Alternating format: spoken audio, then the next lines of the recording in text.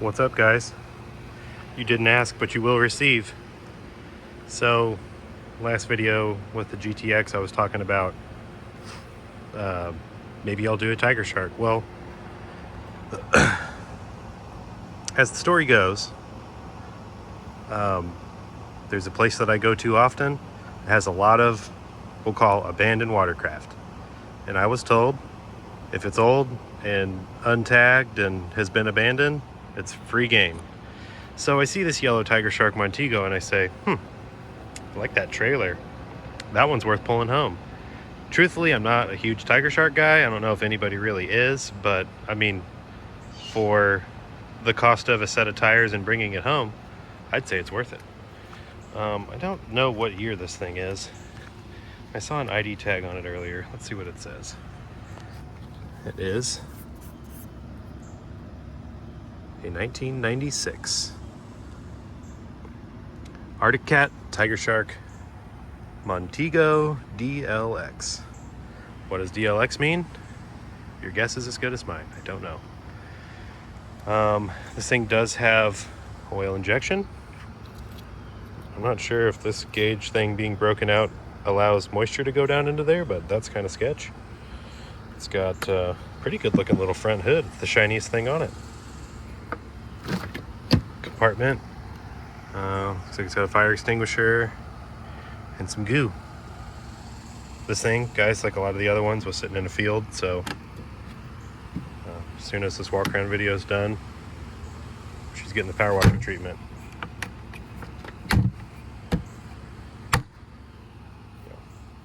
Got it. So it's got a, I don't know what motor it's got in it. Tigershark motors that ring a bell to me are like 770, 640, stuff like that.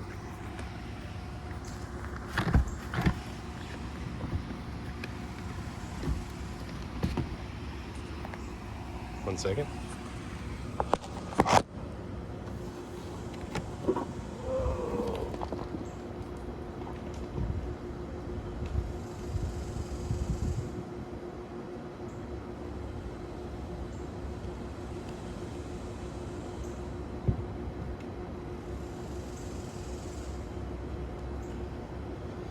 It's funny when old seats get all corroded, or the tops get messed up on them, then the foam fills up full of water and it makes it real heavy. So she's complete, guys. Let's see if it says on it here somewhere what it is. It's twin cylinder, oil injected, like I like. It's like the water box is all intact. The pipe's pretty cool looking. It's got a lot of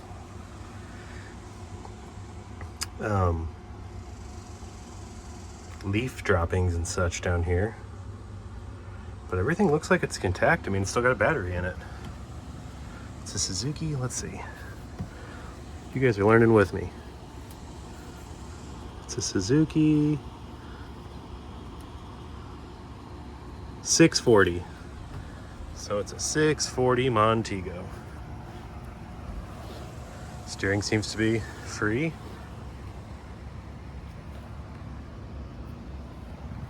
Throttle.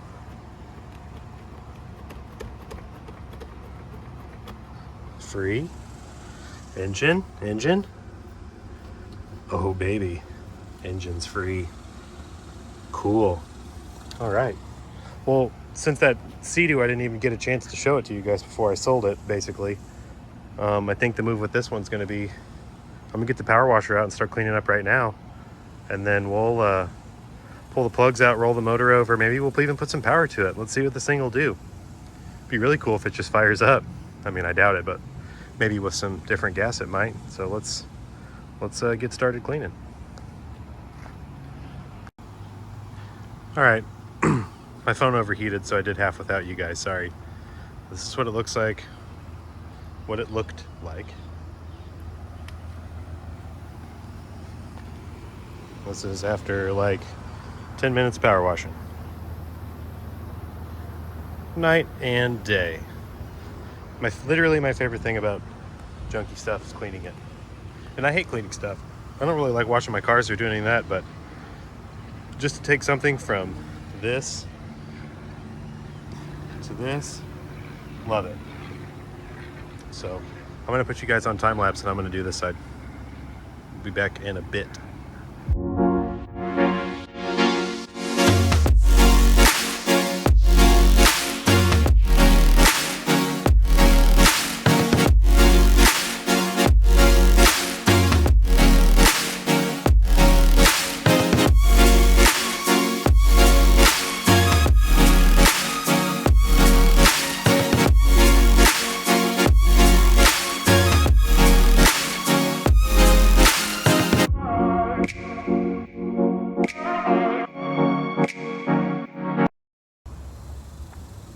All right, so I got her about as clean as I need to get it.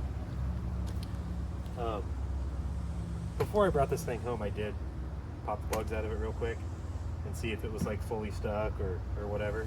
Just because I'm always curious whenever I first touch these things that have been sitting forever, like, is it even worth looking at, or should I just give up?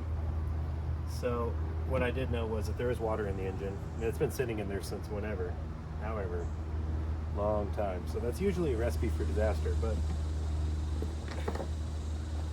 sometimes you'd be surprised.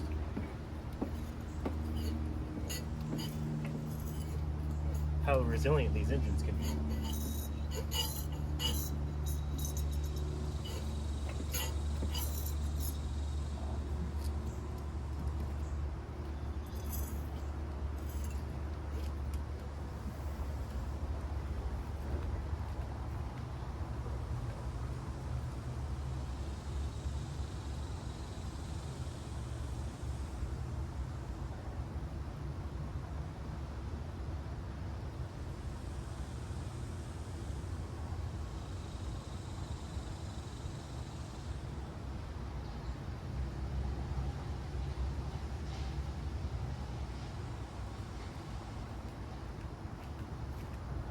Really the main goal when you've got water in an engine, sorry about that, is you want to get as much of it out as you can.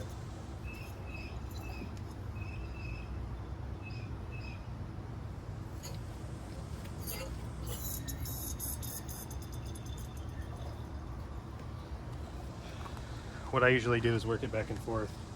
One direction will usually pop out of one cylinder, one will go the other way. Just try and see how much of this water you can get out.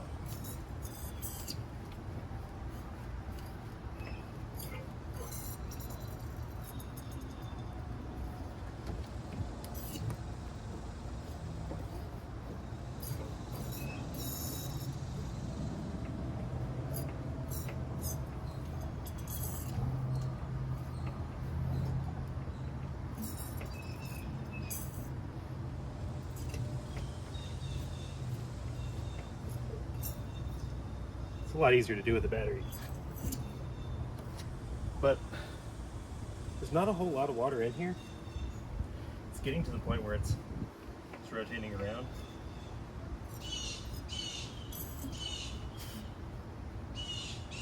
So what I'm going to do is keep doing this for a while. Get as much of this water out as I can. Then I'm going to fill it up with like transmission fluid.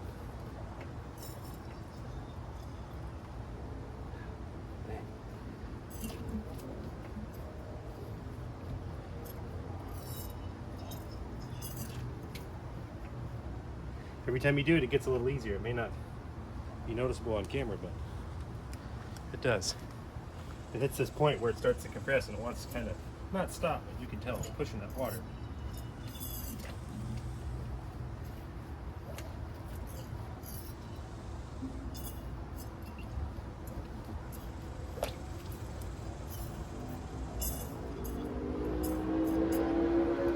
But the good thing is, you see how much pressure that water's coming out with.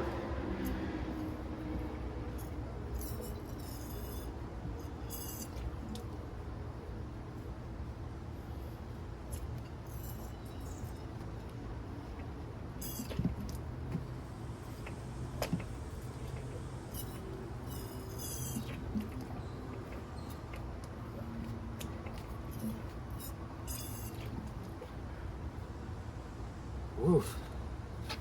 It's a lot of work by hand. You get the point. So I'm just going to keep doing that, pumping the water out I'm gonna let this thing dry for a bit because I power washed the inside of it out because it was nasty. And then we'll put some oil in it. Maybe let that sit overnight.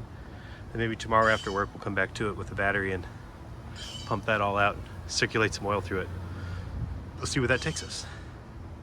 All right, guys, got you back to Sketch Cameraville 5000. So I couldn't wait. I came back out here, I hooked the battery up. I had no power, and I realized there's these breakers back here on the e-box. One of them was popped. So I did that, then I hit the button, and now I've got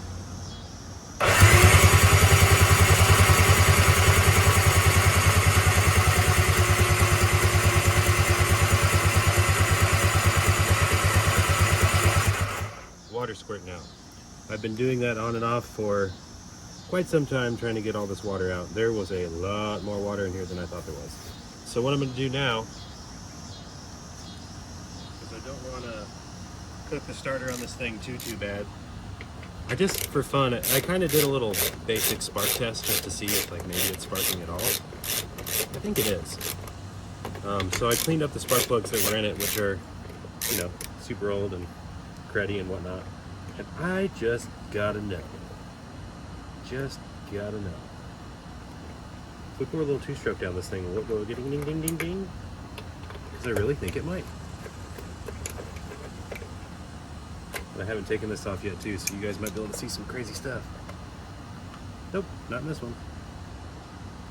Seems like a couple of these I got. You open up the airbox to find like mice nests. Not this one. Not today, boys. I'm actually just gonna leave that. I'm gonna pour straight through it.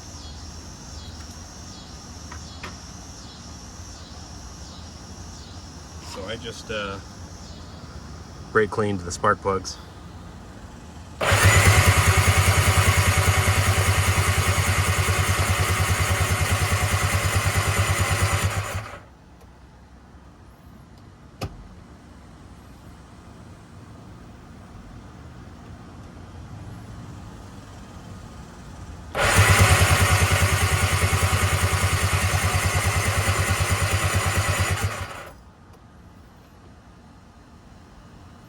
Trying to not totally murder the starter.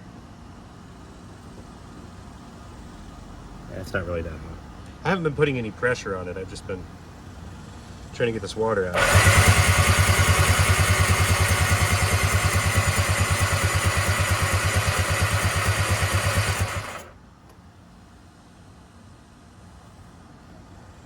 Honestly, I think it will fire like that. Really do. Normal instance, I would say it wouldn't, but I bet if you give her a squirt, kind of dry it up a little bit. And I don't condone brake clean to start something. I'm gonna pour two-stroke down the carb. I've just got some of that premix synthetic gas stuff. I'm gonna pour it down the carb. I just put the brake clean in there to try to dry up the water a little bit. I'm literally just gonna hand tighten these spark plugs so they might squirt out the sides or something. We'll see. Just gotta know, guys. Just gotta know. Yeah. That's how they go. There we go. And like I said. Okay.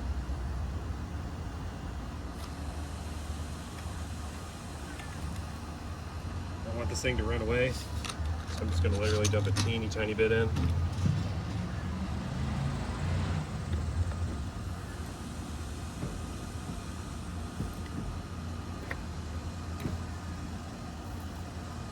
Like that much. See what it sounds like.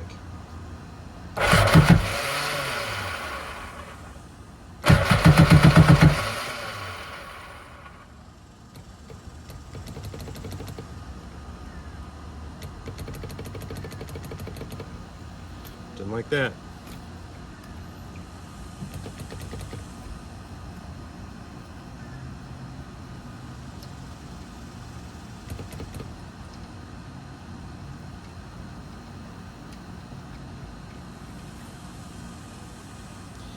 Yep, definitely not dry enough yet.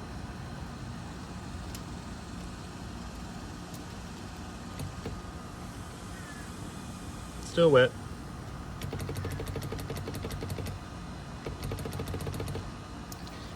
Started in a funny spot.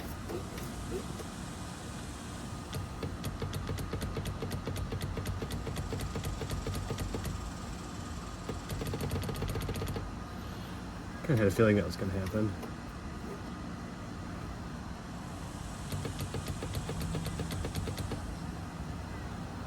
Well, looks like that's going to be all for test number 1 here, guys.